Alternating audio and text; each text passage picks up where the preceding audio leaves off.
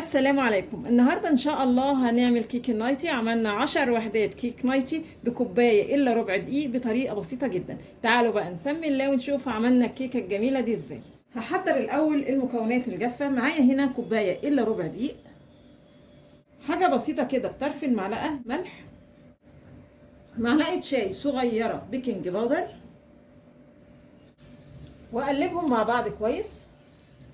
بعد كده هحضر المكونات السائله في الخلاط. معايا هنا كوبايه الا ربع سكر، 3 حبات بيض، نص كوبايه زيت، باكو فانيليا، معلقه صغيره خل ابيض، ونضرب المكونات مع بعض كويس قوي. هنضيف بقى مكونات الخلاط على المكونات الجافه اللي احنا عملناها اول خطوه. بعد كده هجيب صينيه مستطيله تكون طويله كده شويه، وضروري تكون متغلفه بورق زبده، وهضيف بقى خليط الكيك وافرد كده الكيك بطول الصينيه.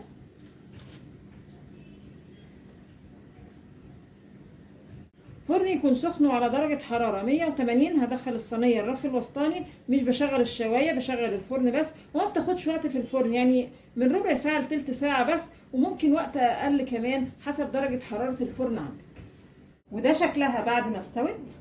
بعد الكيكه ما بردت خرجتها بقى من الصينيه. ولازم ورق الزبده اللي احنا نكون مستخدمينه يكون نوع كويس، علشان لو هو مش حلو يعني الكيكه هتلزق فيه وهيبقى صعب ان انا اخرج الكيكه منه. هنا يعني خرجت الكيكه على مفرش سيليكون عشان بيبقى فيه كده سنتيمترات، فعايزه انا اقسم الكيكه في النص بالظبط. لو ما عندكيش مفرش بالنظر كده هنقسمها بالنص. بسم الله.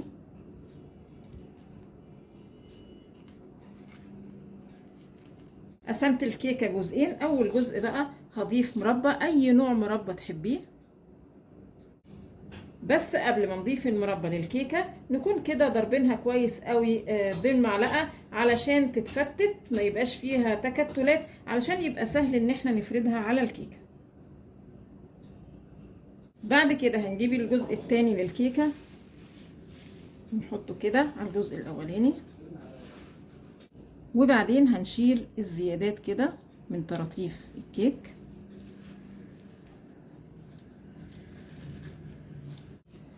بعد كده هقسم الكيكه بقى التقسيمه اللي تحبيها.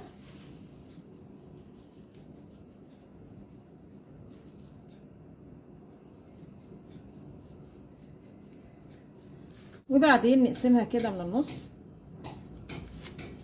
اي صوص بقى عندك وشكلي كده على الوش.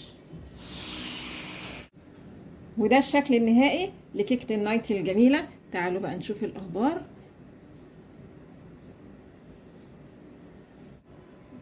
وده شكلها من جوه حاجه كده عظمه جدا.